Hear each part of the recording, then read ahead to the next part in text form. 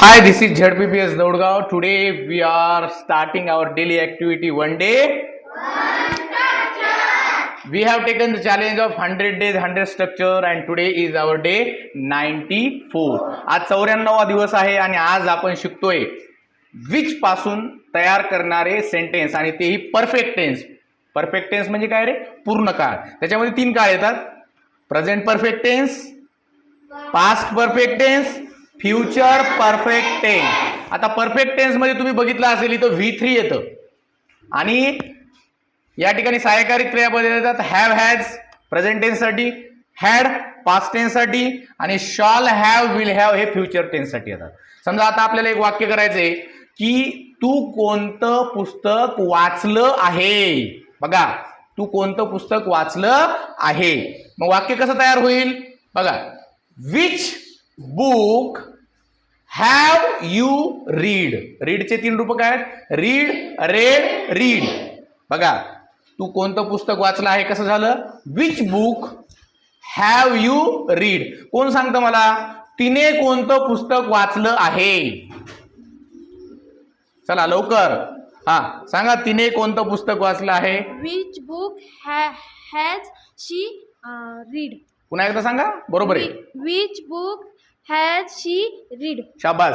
तुम्ही सांगा. हा हा तुम्ही सांगा. दुर्गाने कोणतं पुस्तक वाचलं आहे? Which book has Durga read? शाबास. हा तुम्ही सांगा. हा त्याने कोणतं पुस्तक वाचलं आहे? Which book has he read? शाबास. आता असंच एक वाक्य करूया आपण की त्यांनी कोणतं फळ, सॉरी आता ह्याच वाक्याला आपल्याला पास्ट टेन्स करायचं आहे. हा तिने घेऊया आपण. स्टँडअप. सांगा आता तुम्ही. तिने कोणतं पुस्तक वाचलं होतं? Which book had she read? शाबास. हॅडच्या जागेवर काय येईल? फक्त हॅड येईल. आणि तिने कोणतं पुस्तक वाचलं असेल? Which book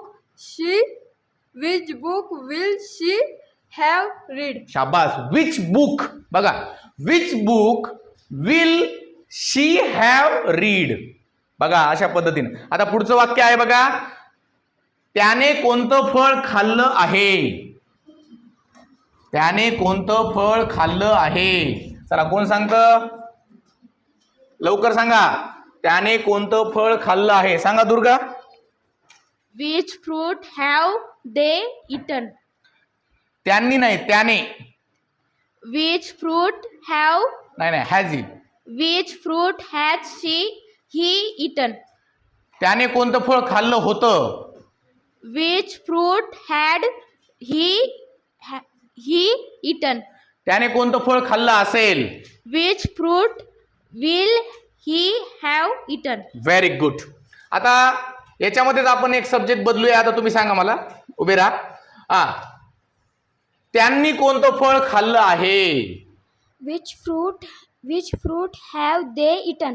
त्यांनी कोणतं फळ खाल्लं होतं? Which fruit had they eaten? त्यांनी कोणतं फळ खाल्लं असेल? Which